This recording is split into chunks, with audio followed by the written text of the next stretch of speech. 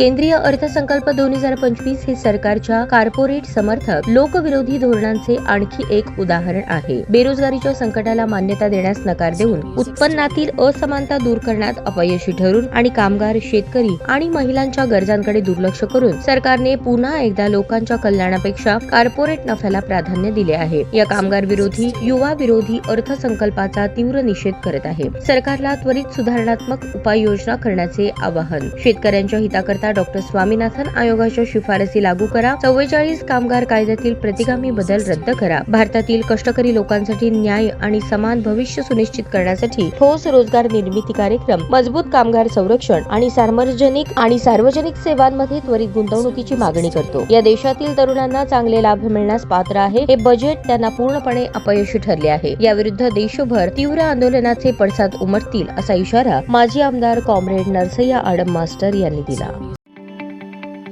ताज्या बातम्या पाहण्यासाठी प्राईम महाराष्ट्र न्यूज चॅनलला सबस्क्राईब करा।